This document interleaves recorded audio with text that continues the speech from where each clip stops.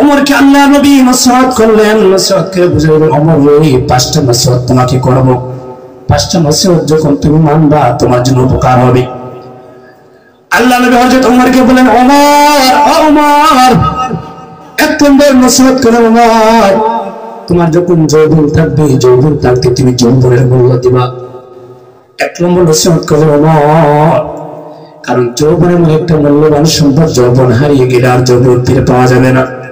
আজকে যারা আমরা মুরব্বী, যারা বয়স্ক হয়ে গেছি, আমরা যখন যুবক ছিলাম যেভাবে আমাদের শরীরের মধ্যে শক্তি ছিল, আমরা কথা জোরে জোরে কথাবার্তা বলতে পারতাম, আমাদের যে শক্তি ছিল আমরা ভার বোঝা কাজ করতে পারতাম, বড় বড় বোঝা নিতে পারতাম, শক্তির জোরে অনেক কাজ করতে পারতাম।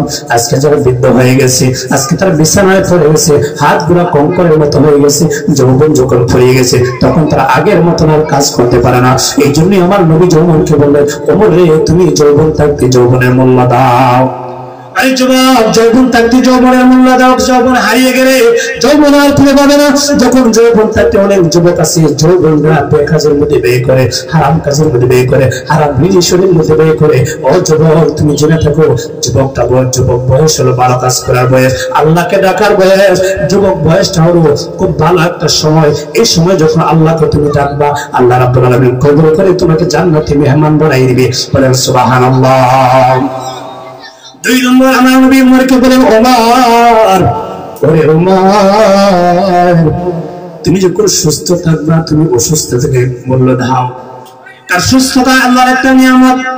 আল্লাহ রাব্বুল আলামিন তোমাকে যখন সুস্থতা রাখছে, বলতে হবে আমি বড় শান্তি রয়েছি, আমাকে আল্লাহ রাব্বুল আলামিন নিয়ামত দিয়েছেন। কারণ যে ব্যক্তি অসুস্থ আছে সেই ব্যক্তি বোঝে অসুস্থতা কেমন সমস্যা। যে ব্যক্তি অসুস্থ আছে, ঘরের সিটের মধ্যে, বিছানার মধ্যে, হসপিটালের সিটের মধ্যে পড়ে আছে, সে বুঝতে পারে যে কত শান্তি, কত একটা কষ্ট হইতাছে। এই জন্য সবসময় আল্লাহ রাব্বুল আলামিন আমাদেরকে যখন সুস্থ রাখে, আল্লাহর নিয়ামত আদায় করতে হবে। কথা বলেন ঠিক কিনা? আল্লাহর শুকর আদায় করতে হবে। আল্লাহ রাব্বুল আলামিন আমাকে যে নিয়ামত দিয়েছে, নিয়ামতের শুকর আদায় করিব আল্লাহর গোলামি। কথা বলেন ঠিক কিনা?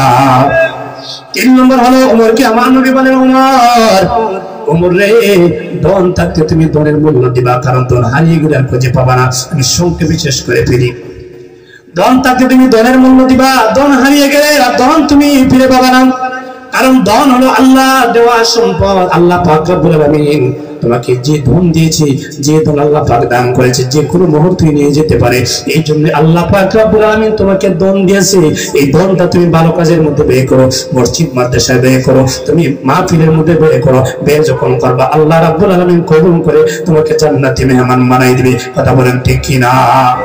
অনেকের ধন আছে কিন্তু কৃপণ, 1 টাকা দান করতে চিন্তা করে আমার টাকাটা তো কমে যাবে।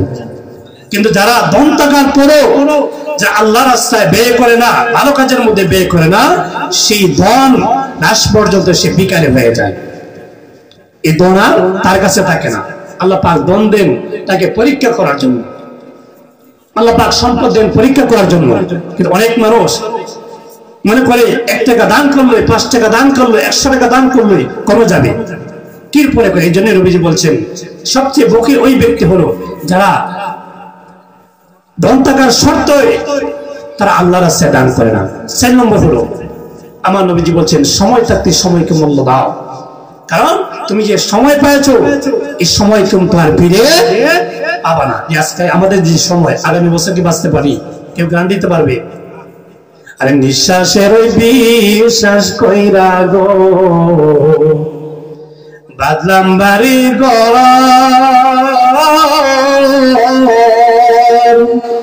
কোন দিন জানি আজরাইল আইসা গো সবই করবে পরে,